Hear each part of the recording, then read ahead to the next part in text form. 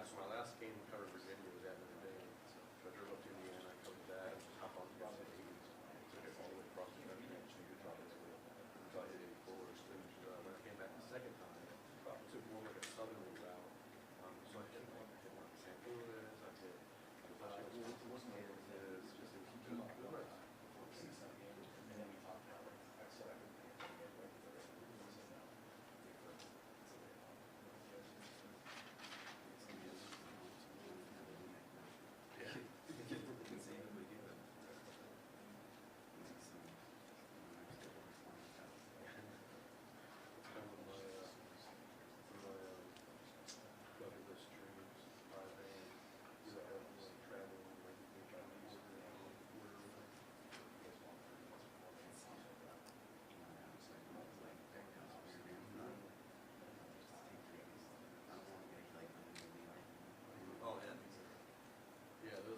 Springer bands and the Sadie bands, yeah, those are really good.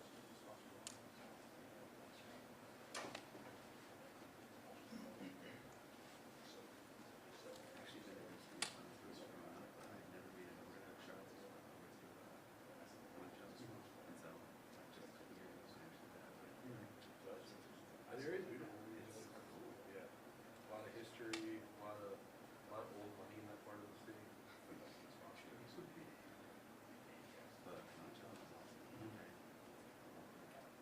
Yeah, it's one of those. It's a cool spot. It's one of those places where, like, I took a photo there in third grade, and we in seventh grade. Monticello, Montpelier.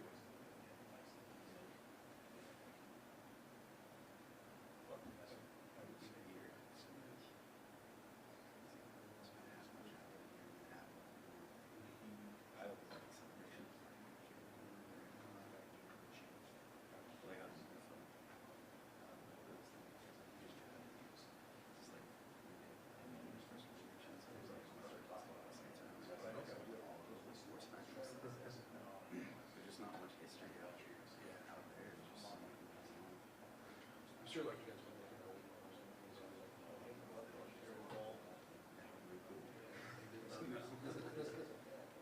I went to that celebration park a couple times. Really though, just to park my car. There's a little lake about a mile walk from celebration park called Halverson. Halverson. It's a good little county. I had a pretty good day. It's a little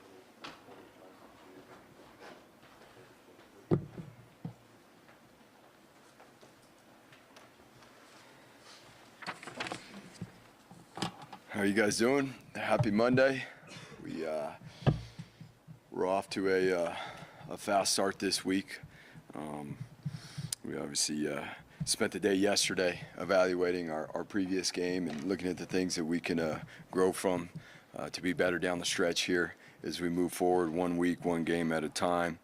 And again, like I said after the game on Saturday, I am proud of our players. I'm proud of our coaches, how everyone stayed in the fight. We knew it was going to be a tremendous battle, and from that, we were able to learn things, starting with us, that we can do better, and will help us be better as we move forward here 1 week at a time.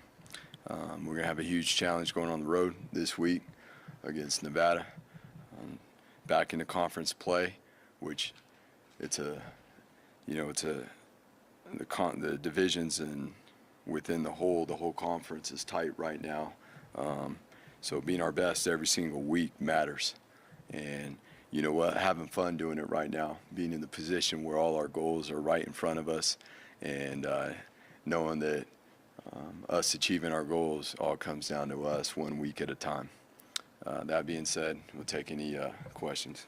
Does that make it any easier to move past the game like that, knowing, like, not to say it didn't matter, obviously, but I mean, in terms of the race and what the goals you do have, that really didn't impact anything? Well, I think no matter what it is, if you've played sports, you know that that's part of the competition, is moving forward and getting back out there and getting going again. And fortunately enough for us, we have so much sitting right in front of us. And again, a huge challenge this week going on the road. And going on down to Nevada, where we know that there's a team coming off a bye week that is probably spent a lot of time the past week working and getting ready to play this game the best they can. think you guys had 2 QB hurries in the game. Both came in the first half. Both came, I believe, by Devin Wright. I guess the first question, what has Devin Wright done that's impressed you? And was there something that BYU was doing that, limited you guys in blitzing, or was it just better for you guys to drop back and, rush forward 3? Well, it's not. It's the protections, the amount of max pros and the chip protections that they were using. That's a big part of it. Devin obviously got an opportunity to jump in when Dimitri went down. Him and Gabe did a good job jumping in there. They actually was proud of those guys for stepping up and doing the things they did do. Ultimately, it comes down to us winning our one-on-ones, regardless who it is up front, and how we prepare our guys to do so each and every week is a big part of it. I know you were focused on the game last week, but now that you're past the game, looking forward, how much do you want to continue to play BYU in the future? Yeah, we're moving on from that, man. With Reno, I know every game it's kind of the same talking points and storylines, but how have you just continued every week to see him continue to kind of take that next step with each week? Yeah, I mean, it's a big piece of it too is it's not only his experience within our offense and operating it, the things that he does well, but it's seeing other defenses, seeing more defense, being in more situations. So how we take that, how we learn from each one of these pieces within the game, again, from the operation and the leadership of our offense, of him leading himself, him leading the guys around him, us putting him in position to do the things that he does well, and the players around him that they do well. But again, a big part of that experience too is going against different defensive looks, being in different situations, seeing different third down plans, seeing different red zone plans, and so on. What was the thought process for not just kneeling the ball in the final 23 seconds of the half? And Yeah, that's supposed to be a run play? No, that wasn't supposed to be a run play. Was it supposed to be? No, that wasn't supposed to be a run play. And again, that's all on me. It's working to be aggressive and trying to use every bit of the clock that we had. So that's 100% on me. And putting Talon in a situation that we could have moved on from and took it into halftime. You're talking about Talon and facing certain defensive situations. At the end of the day, though, would you like to see him run more, and how can you get him to run more? Right. And so part of that is, Mike, yes, because he is, such a big factor in the run game too, but certain things are being done on the other side to take that piece away. So then what is it that gets opened up when teams are taking that away? But yes, we as a staff will do a better job making sure that not only are we putting those guys in position to get those opportunities, but charting those situations and how many times, each ball carrier is actually carrying the ball, not just what's being called, but how many times George is getting the ball, the wide receivers, certain wide receivers, because we got to keep count of how many times, the guys that have shown to be effective with the ball in their hands get it. Is part of it also in terms of you're trying to establish him as a passer? Is there a thought process there where maybe passing right now is more of a priority as well? No, I think it's balanced, right? It's being balanced because, we're talking about the run game, right? So there's a balance within the run-pass game. Then what is the balance within the run game of how many plays are actually read plays versus not read plays? That's really where it comes down to, you know what I'm saying? And then being able to manage that within a game, again, based off of what defenses are doing. The final drive of the game on offense, it starts off with a drop, there's a penalty. What are the learning moments there, and what's it like to go back with Talon and, have him in that circumstance, that scenario up until the final throw? Well, I mean, again, those situations we practice every week, multiple times a week. But to actually do it in a game and it be the end of game is way different than before half too, right? But clearly those are situations that we gotta continue to work on. again, we've done them well in practice at times, but it's much different, and it's the whole operation. It's not just one guy, but yes, Talen's experience in those situations will help us going forward and how we can be better. Earlier in the fourth quarter, when there were a couple drives where BYU would take the lead, and Talen's in fourth quarter trailing. Yeah. Earlier than that last drive, but I think there were 2 drives in a row where you guys scored where he was, 7 for 7, almost 100 yards, had a couple runs in there. What did you think of his poise, I guess, in that fourth quarter, facing some adversity? Yeah, and really some of those drives weren't much longer in terms of how much time it took the offense to score than what was left at the end of the clock. And in 100% honesty, I felt extremely confident in Talen and what I've seen him do and what I saw him do in the game, as a whole. Again,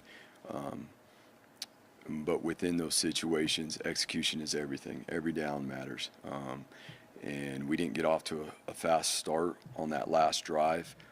You're always in those situations, a 2-minute, whether it's before the half, at the end of the game, that first play being a positive yardage play is everything, and then to take the penalty.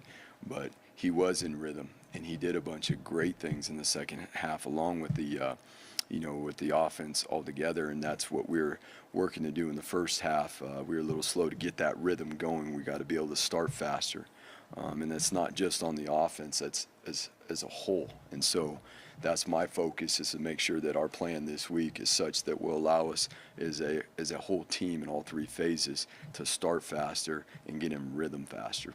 The last 2 weeks, you guys are perfect in the red zone as far as touchdowns are concerned. What do you attribute that to? Well, again, we were able to see the plan of what teams are doing, against our offense in the red zone, and then our coaches being able to go and put a plan in place to be able to, attack the things that the defenses are giving us. That's football, being able to take what the other side is giving you or taking away certain things that they're doing well. And so we've got to continue on with that. It's always about, the red zone is always about personnel too now, making sure that the plays that are being called are personnel driven, and so that's a huge part of it. Rodney Robinson came out with another big interception. Yeah, it was huge. What did you see out of him in terms of ball, his instincts with the ball in the air? Yeah, that was a huge play down there. We came away with a couple interceptions, and in particular his down there on a switch vertical seams into the boundary. Number one, the identification of the set and having an idea that was coming, and then to be able to execute and finish and make that play was huge. Those takeaways down there in the red zone, those are what kept us right there in the fight throughout, and obviously our offense being able then to gain rhythm and momentum. I know we ask you about Talen and his development every week, but it just continues to seem like it's progressing. How much, I know you were confident in before, but how much more confident are you in him now than you were 5 weeks ago, and how much does he excite you about the future of working with him? Oh, extremely excited about the future. I'm extremely excited about tomorrow, to be honest with you, to see how he comes out there to practice tomorrow, to see the plan get put into motion. But the future going forward, we said it a month or so back now, a little more than that we got extreme confidence in this young man and who he is as a person and his abilities, number one, to lead, and how he will grow as a leader, and his abilities in the pass game. We all know what he can do with his legs, and how he can extend plays in the pass game, how he's a number in the run game. But his continued growth is going to come down to staying focused on the things that matter, and that's what we talk about. And the more and more he's able to do that, the more and more exciting it gets, Jay, because he's going to keep growing. He is going to just keep moving forward, as well as, the guys around him ultimately, right? Expect to see from them back. What do they do best, both on offense and defense, scheme-wise? Are they like anybody we've seen?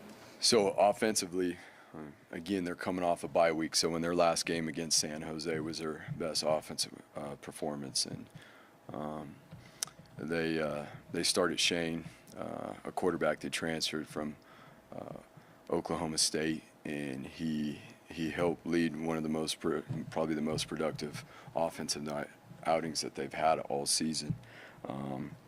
he was 18 for 29, had over 200 yards passing, and was able to move the ball through the air. You know, so what they've done over this bye week to build on top of that, and you can see too, they opened up the playbook more in terms of the passing game, and by how they were calling things, they felt more confident in the passing game, and Shane did a really nice job. So we know, again, over the course of the bye week, they've continued to improve on those things. So we've got to do a real diligent job making sure that we're playing with great techniques and coverage, and we've got to be able to get to the quarterback. We've got to disrupt the rhythm of the passing game, and then handle the quarterback draws, the running back draws, and the screen plays that come off of their drawback. Defensively, they're going to move their front around a lot. They're going to be in and out of a 3-down to a 4-down front, creating multiple looks at the line of scrimmage for our offensive front and for our IDs. And, you know, that's something that they've done, you know, they being Ken Wilson for a long time in terms of the pre-snap movements up front and things like that. 377 passing yards you guys gave up. Man, you mentioned the lack of pressure. Was it, everyone just looks and thinks it's all, you know, the DB's getting beaten, all this, but I mean, how much does lack of pressure come into what they were doing? I mean, I didn't count up the yardage, but it was more than what we should have was on screens. So to answer your question on that. And Dooley, he played, he's back. Yeah. What's he got to do to kind of get back in his rhythm, and what does it do for you guys at the O-line moving forward, getting him back? Yeah, it was awesome to see him. You know, it's been like we were talking, it's been great to see him at practice and getting him in shape. You know, we got to look at it like this. I mean, that was really like, in reps wise, he was on account. That's why he played more tight end than he did O-line. But I mean, you're looking at it like that's his first scrimmage in fall camp, you know, and getting him back in shape and getting him in his rhythm. And again, the amount of time that he was out, to do it right, it takes a little bit of time. So we're excited that we are in that phase now. He's been working really hard. It's exciting to see him back out there, and of course, you know, it provides more depth to an offensive line, and he's a proven player, being an all-conference player last year. You said it was an infection. Like, how tough was that for him to come back from? We're not talking about injuries. With Zeke, I mean, I know he was how much was he fighting to stay in that game? And, Yeah. How much of a difference does he make when he's obviously out there? Because he made some plays while he was out there. Yeah. Again, there's so much that we can talk on why we didn't accomplish the goal last week, but to be proud of our guys. I mean, there's a guy right there who literally battled to be in the game, and even at times when it's like, no, he was pretty adamant that he was going to go back in there, and you know, he was able to go back in there and be effective at times, and you know, he's a big, it's not just from the production side, but he's a huge part of this defense from the standpoint of leadership and communication, and how well him and DJ operate together in the middle of that defense with the D-line and the core, the DTs. It's a big deal. Zeke's doing a fabulous job this year. You were mentioning how a lot of BYU's yards came on those screen passes. You guys not defending those as well as you wanted. Is that not getting off blocks, missing tackles? Like, what do you attribute Combination of those two, just like we spoke about after the game. Yeah. And so again, like we spoke about after the game, it's okay. It's always about what didn't we do well, and it's not like we need to go make up drills. We have drills. We need to do a better job as coaches. Again, starting with us, we'll organize those drills better. We'll make sure that our fundamentals and technique are proper, and that our guys are ready to be able to cut it loose and play around and fly around and play fast, because we have done those things well. We have done those things really, really well, and we know our guys will.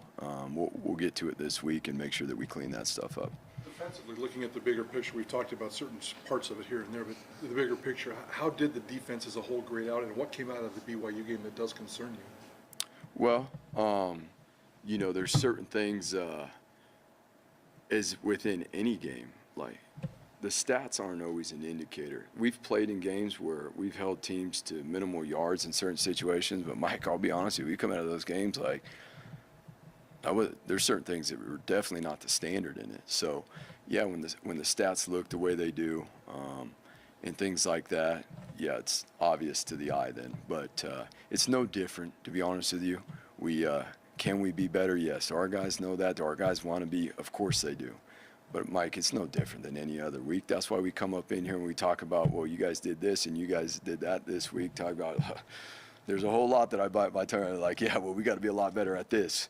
You know, we got to be a lot better at that. And then we get to it and doing it, and our guys, that's why our guys are so great. You know, is whatever we emphasize, they're all in on it. They're all in on it. Our coaches will do a great job within the certain areas that we're talking about that we can be better at. And again, it's never just one piece. You know, as we're talking about, it's not the coverage. It's not just the rush. It's all of us working together. That's what defense is everyone is the front complementing the back complementing the front, and playing team defense. Times last year, you know, opposing teams would take a lot of shots at Noe. I don't know if this is a bite your tongue moment where he can be better, or if the stats are lying that he's been good. I don't know, but what have you seen out of him and his growth, and how do you think he held up? You had a couple big pass breakups in that game. How do you think he held up against BYU? Yeah, I mean, again, we went into that game knowing that we're playing against a team that takes about as many shots as anybody in the nation. So, I mean, that's the MO. And, you know, the way those guys, the way he held up out there and battled, I mean, that's not an easy task. They call it being on an island for a reason, right? And, again, that's not just him, but there are a lot of plays made. You know, the other night, it's the way the game goes, just needed a few more, you know, and we'll work all together to get those few, you know, in our next opportunity. You had Scott Matlock make his return on Saturday. How big of a difference maker is he both on the field and kind of as a leader? Yeah, I mean, it's the defensive front when he's in there is just, it's different. From the leadership standpoint, it's like having a coach on the field. From the operation, and then you know, Scott draws a lot of attention when he's in there. He's disruptive in the run game, in the pass game, and so Scotty's been huge. And I know you know the way he works, and yesterday, you know, having conversations, he's looking forward to being his best down the stretch right here for the team, you know, and I'm excited to see him do that and help him do that. Got the first basketball game on Wednesday, and I'm just curious in terms of when the basketball team's winning, how does it help the football team, and how does the football team help them? And I know, I guess at some point Coach Rice has spoken to the team, I don't know if it was last year or the summer or something, but what, maybe it was before you got here, but I'm just, what's that relationship like, I guess, and how do you guys help each other? We're all Broncos, and that's one thing that we're working to do here all together. It's, yeah, there's different sports in this athletic department, but we're all pulling for each other. We're all helping each other. You know, we're looking forward to seeing our basketball team and Coach Rice have an unbelievable year.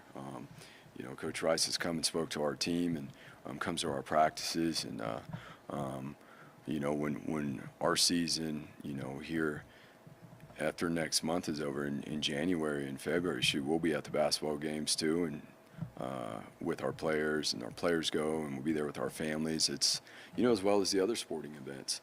That's the cool part about being here at Boise State, is that everybody supports each other, and we're all in for the common good and to grow. And the athletics program here, led by JD, and JD brings that to the table, the way he brings people together. And I'm just, you know, it's a blessing to be a part of it, because I'm just going to say it. You know, at times it hasn't always been that way. With Gabe, he's a guy that went from not a lot of playing time to a whole lot of it. How has he handled it? And for a guy that, you know, the bullets are live now, how do you slow things down for him, for a young guy that, again, that's so big up? Right. Yeah. You know, and until you get that experience, much like we were talking about with some of the other guys, you know, whether that's Cortez, we're talking about even Talon, right? Practice is practice, but getting the game reps and the game speed's different. It is, and we work as diligent and the best we can and being smart about it in practice to get that speed as close as we can, but there's nothing like jumping in there. And at that point, you can't do anything but draw and rely on your training and your preparation and how you practice.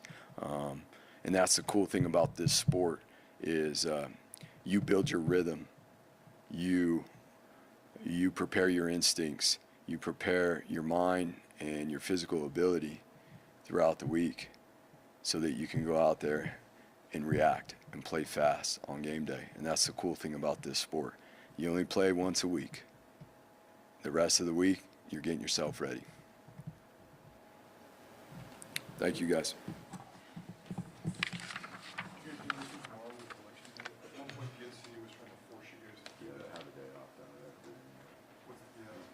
Did you have to get a waiver, or they just get rid of that rule?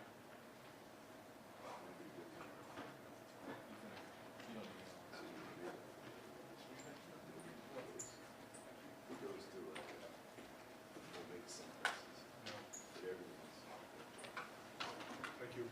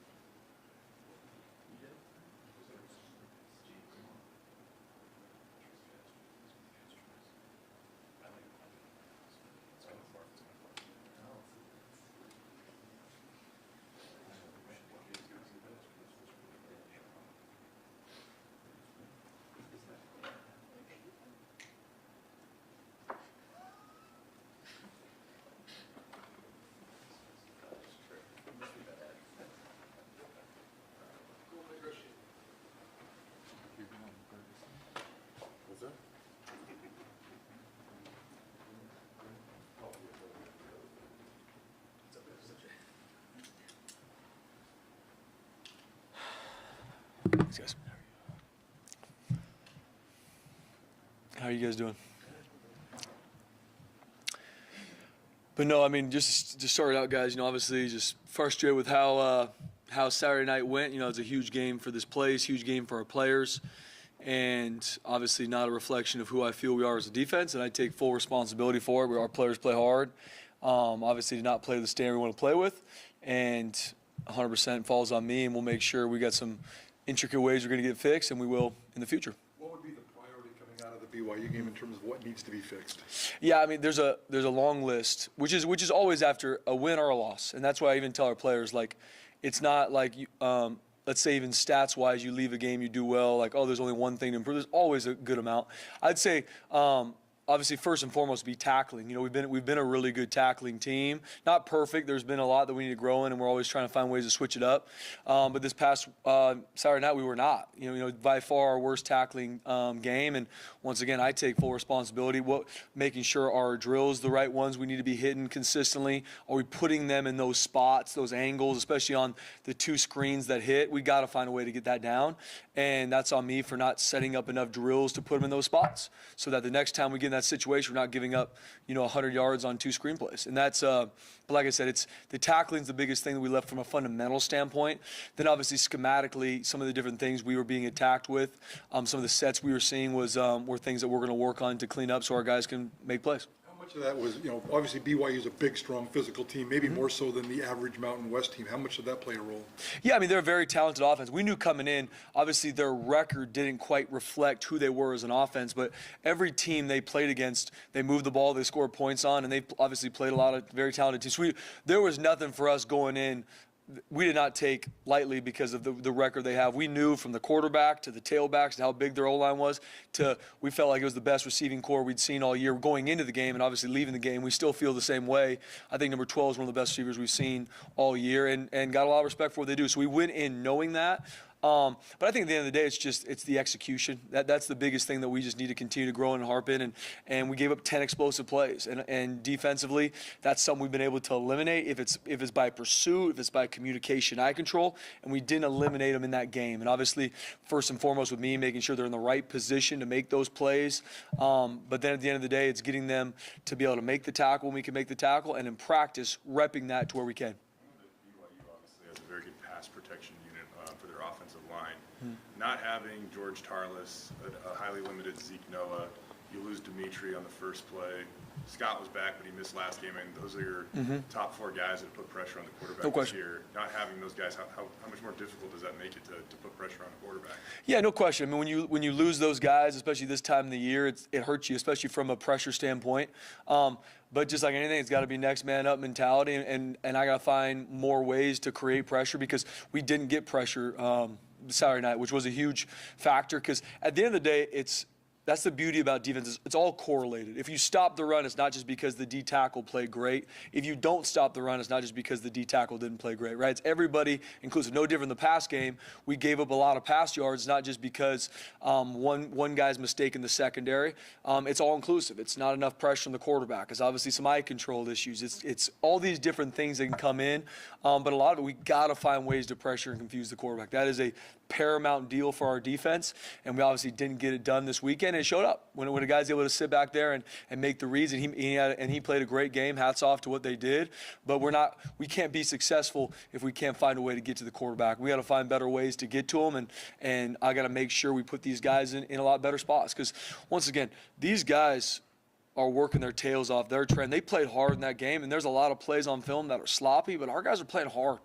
And now it's just as a coaching staff making sure we continue to clean up the fundamentals to where these same mistakes don't show up. And that's always what it is. Once again, in a win or in a loss, it's the same. Obviously, in a loss like that on the Blue, giving up the yards we did, there's obviously a lot of light on it right now, but it's no different for us going from a game and seeing that, hey, this is where we struggled at. We got to get this fixed. And our guys feel the same way. And that's what breaks my heart the most is, obviously, as a competitor, you want to win the game. I want to see our guys excel, but I see how hard they work, and then seeing them not win the game, not play to the standard that we want them to play with, and they're heartbroken, obviously tears my heart out of my chest, because I know how hard they've worked for that game, for that moment. And so we're just going to make sure we go back and clean up the things that showed up in the game that created explosive plays and kept us on the field. I mean, we had 45 snaps of defense in the first half.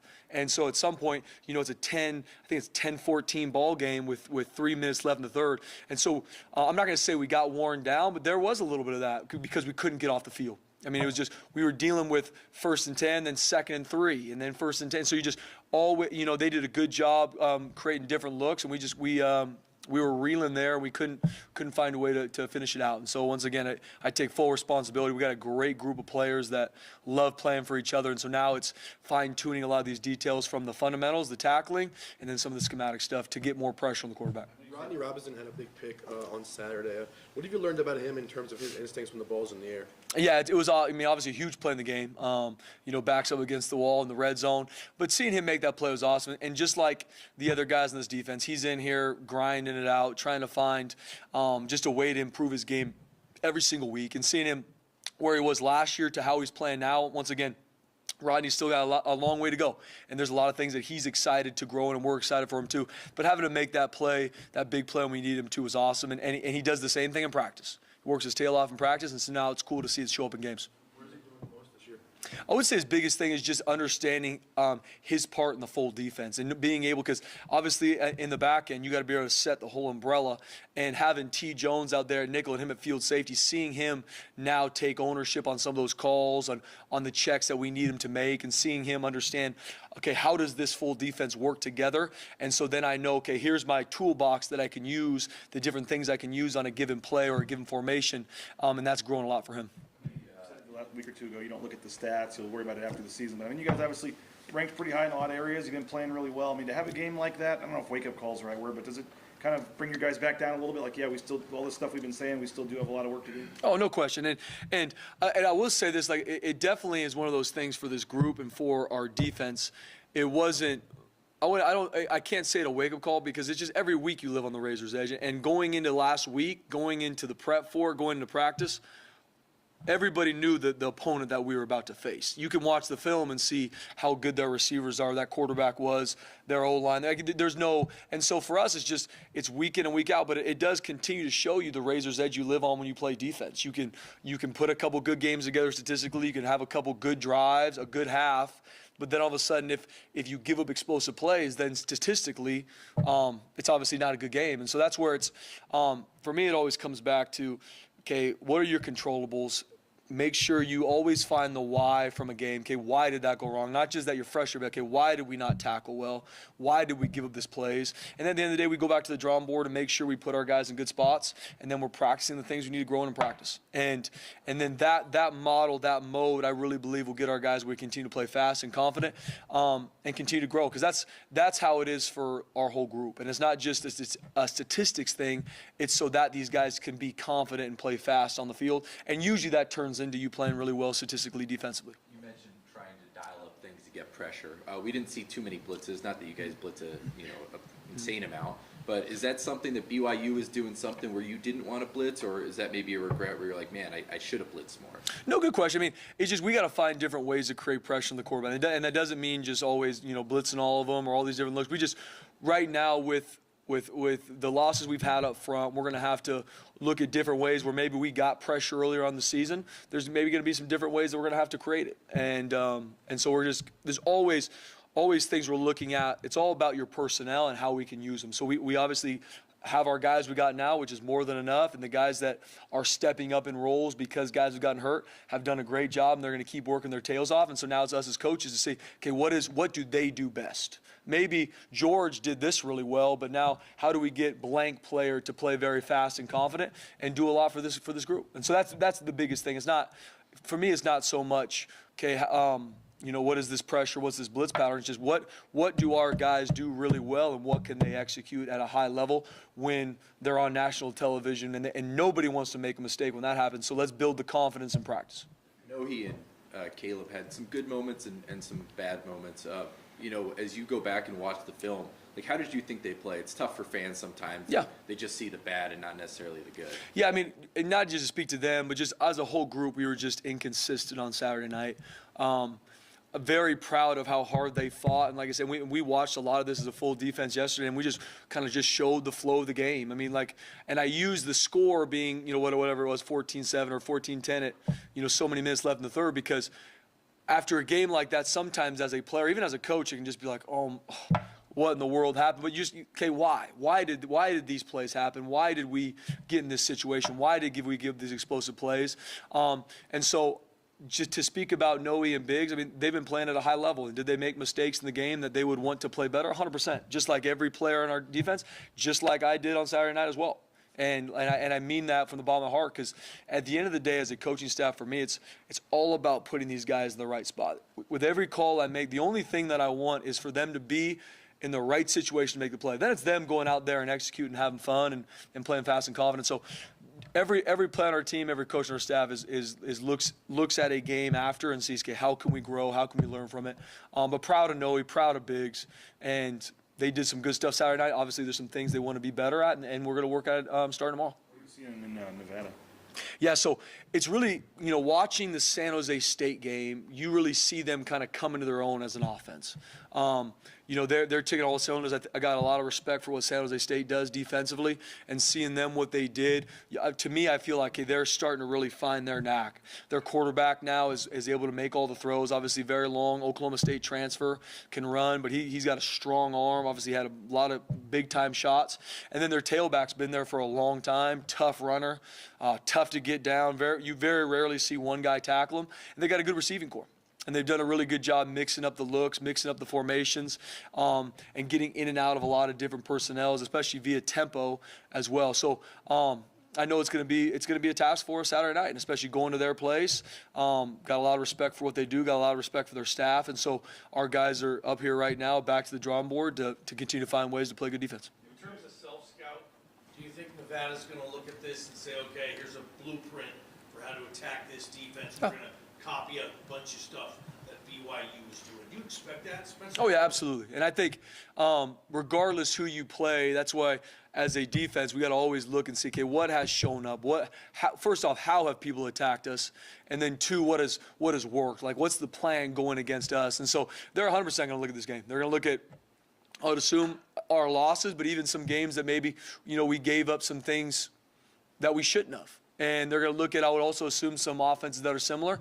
But they're going to look at it and see, okay, these are some plays that hit us, and we're going to have to go back, and we're going to continue to rep the things that hit us in BYU. We're going to rep the things that hit us in UTEP. We're going to continue to rep those as the season goes on, because that's how it is. And offenses are looking for ways to attack a defense. And if it's on film, it's probably going to come back, and they might get dressed up a little different. It might be lined up in a different place.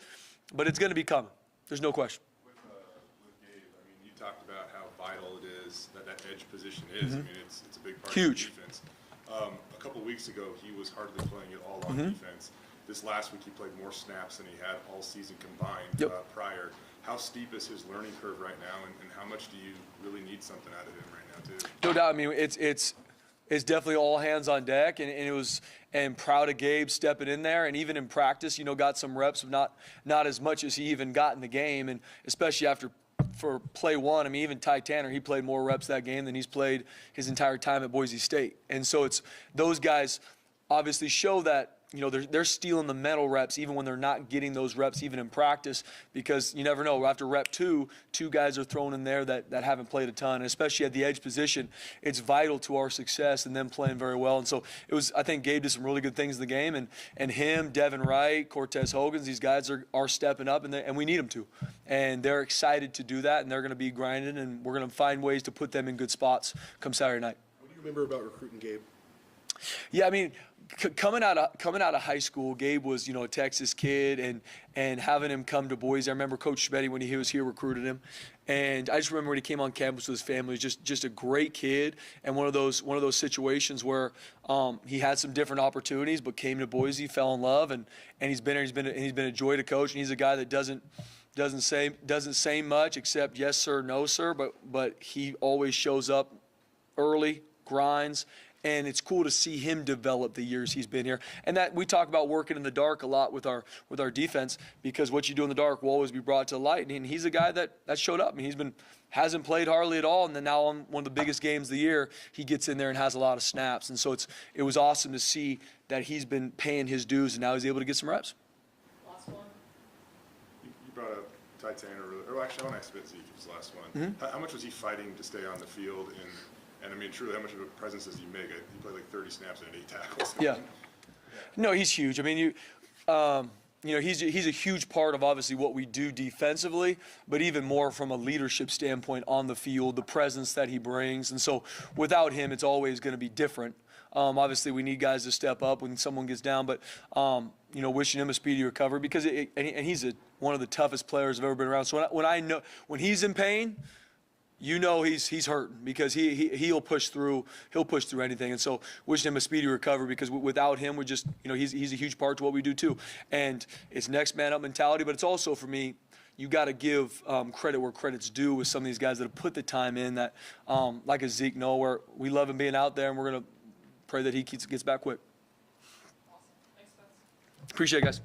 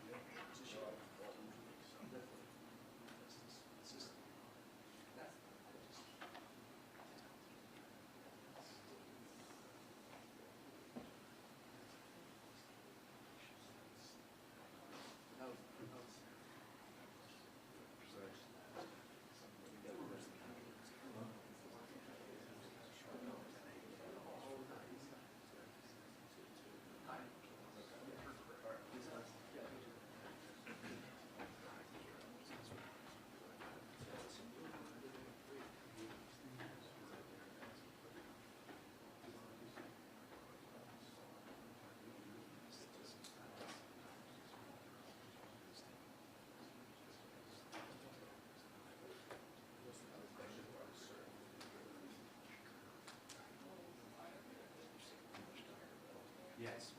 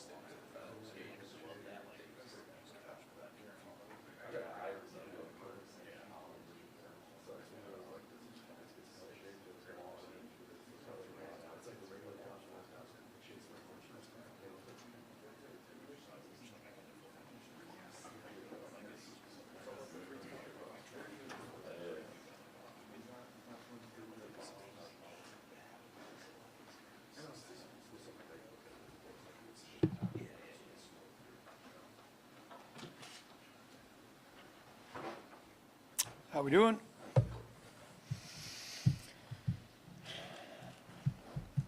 I know everyone's going to look at kind of the last drive, but the couple drives before that in the fourth quarter where BYU, took the lead and Talon had, some fourth quarter adversity trailing. I mean, he had like couple really good drives there. What would you make kind of his poise under pressure there in the fourth quarter? Yeah, good. He did a nice job. He answered and got the lead a couple times and just couldn't get that last one. With that last drive, what are the teaching moments? I mean, how big is that first completion, and even up to the final throw, what would you see from Talon? Yeah, Talon did fine. I mean, just did. We practice that situation every week, every Wednesday in practice, some variation of that, and we got behind the chains. We drop a pass on first down, could have easily been 2nd and 5. We throw the screen on 2nd down, get the penalty. So now we're way behind the chains, and that was a really nice throw he made to get us back to the 4th and 8. And we called what we thought was our best play. They were in a drop 8-man coverage where they had some extra guys, and he was just a little bit late getting back to number 2 on that. And we had run that play earlier in the game. So, Talon played fine. All I tell you guys every week, I mean, all the experiences he's getting in the game, in each game, that goes into his experience bank that's gonna help him through the rest of his career. People want to know, why he's not running more, but, he sits there, it looks like he's really comfortable in the pocket. You said a couple weeks ago, well, they're caging him up, they're doing a good job. Are they not letting him get out? He's going through the progression, how do you assess Hey, do you remember the one that was in the second half? It was 2nd and 1. It was 2nd and 1 from the press box going towards our bench, and he pulled it on the read, and he kept it, and he cut it up for a 5-yard gain and went down. He took a dive. You remember that play? So that's in a nutshell. That was zone read, and in a nutshell, that when I say people are boxing him in, ever since the first game when he just ran around San Diego State's defense, that's what defenses do. They keep leverage and they make you cut it inside. And so, Talon wants to use his speed, but at 6'5" or 6'6", whatever he is, and 215 pounds, that guy doesn't want to run between the tackles very much. He's going to get killed running in there. So that was a good example of him running, getting the first down, not taking a shot. But, it's unrealistic to think he's going to run around the defense. Like those guys are on scholarship too. They're coaching them to keep their leverage. On your guys' first touchdown drive, how much of an asserted effort did you guys make to get the ball to Latrell, and how much can he kind of spark things? Because he certainly did on that possession. You moved him around too out of the backfield in the touchdown. Yeah, Latrell and Steph Cobbs, I thought both played really good in this game. It wasn't a concerted effort at all. In fact, 2 of the 3 catches in that drive where he had 3 were Talon checking off at the line of scrimmage to a better play than we were in. So that was just, luck of the draw. We were trying to do something else. They gave us the wrong look. He checked us out of it and got to the crossing route, and Talon made 2 good throws, and Latrell made 2 nice catches. The layering on Talon's throws, it seems like he'll have 2 of those. How much has he gotten better at that, and how impressed were you with some of those throws? Yeah, I was real impressed. He's been threading them pretty tight. He had some tight windows there. Those 2 to Latrell, that one, I think it was in the 3rd quarter to Cobbs over the middle. That was a very tight window. In the 4th quarter, the one that he hit McAllister on, Emack was a little short on his route, which makes those windows even tighter, and he threaded that one in there. So Talon has improved a lot, and that's part of what we got going on right now. Is we're a solid running team and an improving passing team. And I think I probably hurt us in the first half by being a little too conservative. We were actually trying to get George going more than we were trying to get Latrell going. And then if you think about it, if you take out the one player at the end, we had 4 total drives in the first half. We had a touchdown and we had 3 3-and-outs. We had a 3rd and 1, a 3rd and 5, a 3rd and 6, which leads us to getting 17 plays in the first half. We couldn't convert a 3rd down. And, to get more plays, you got to stay on the field. And BYU was able to do that. We weren't. What is the thought process of not kneeling at the end and trying to go? Do you want to go for a couple passes, or what is that? I would say we put Talon in a bad position there in that situation with 23 seconds left in the half. That was something that we should not have done. We should have ran the ball there. We were going to get the ball at the start of the second half. So that's a bad coaching decision by the play caller. But let me go back on that real fast. That's a bad decision by the play caller, and I take full responsibility for that. With that said, that is a great learning lesson for the quarterback, because ultimately the coach calls the plays and the player plays the game. And so those are the kind of things that he's learning all the time. And like I said, I try real hard to not put Talon in disadvantageous positions, whatever the word is. But I did there, unfortunately, and we paid the ultimate price. Thank God it didn't hurt us, thanks to an unbelievable defensive stand by our defense. That's not probably black and white, but is there like a time there, like you'd want to see on the clock to put the pedal down, or? A time and a field position, both. Yeah, a time and a field position, and timeouts. And we had the timeouts. We didn't have enough time, and we did not have good field position. You mentioned him checking off a couple plays. How much freedom or whatever does he have at the line, and how's he improving in that aspect? He has always been pretty good at that. The way Coach Plow had packaged plays before I got here and back into training camp and everything, even back to last spring, there was some packages that were already built, this or that, based on the defense. And we've continued some of those. We've tweaked some of them. We've added some new ones.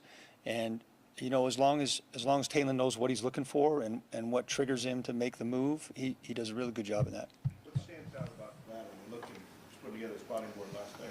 The numbers on defense aren't that bad. Yeah, when you watch their defense, when you watch Nevada's defense, you're going, how has this team lost 7 straight games or whatever it is? Because their defense, they're real solid. And you know, Coach Wilson, of course, was with Coach Avalos at Oregon, and they coached together. It's a similar defense. There's some differences, but it is a similar defense to what our own team runs. And I think they're playing pretty good on defense.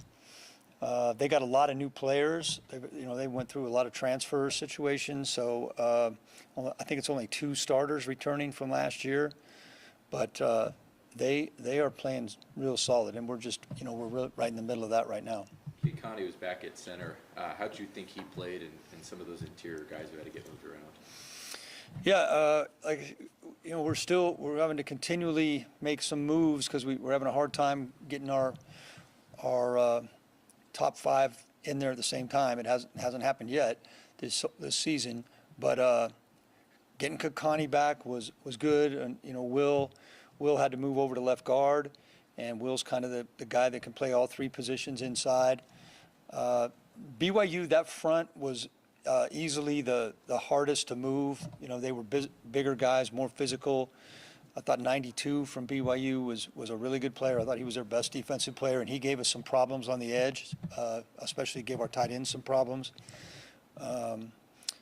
I thought the O-line still did a pretty good job. We weren't able to run the ball as successfully as we hoped to. And, they blitzed us a little bit more on the edge than we thought they were going to, but that's just part of the game. Are you getting closer to maybe finally getting your top 5 out there? That's a question for Coach Avalos. We get to talk to Davis tomorrow. What's it been like to have the opportunity to coach your son this season?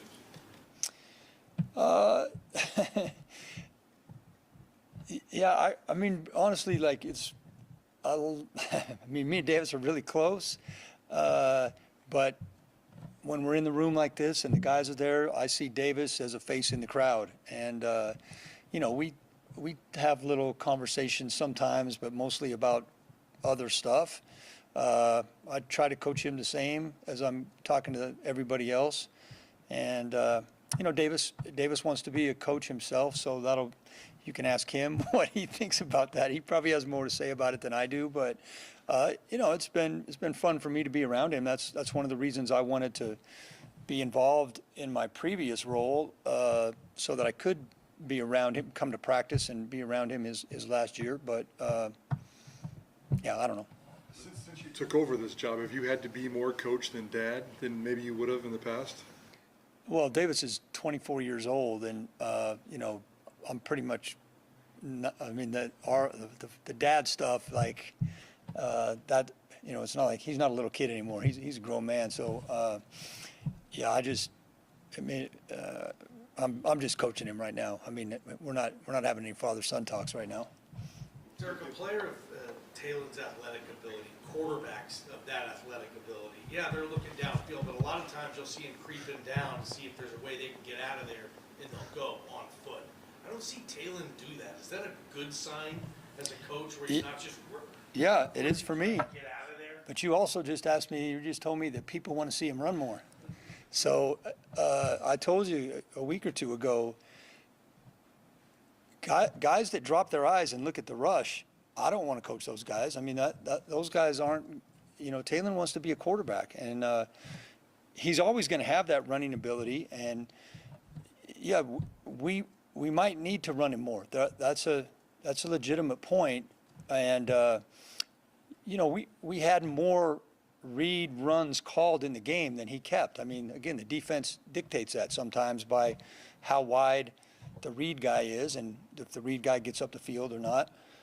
But Taylor, he does not look at the rush, and he does not pull it down and look to run.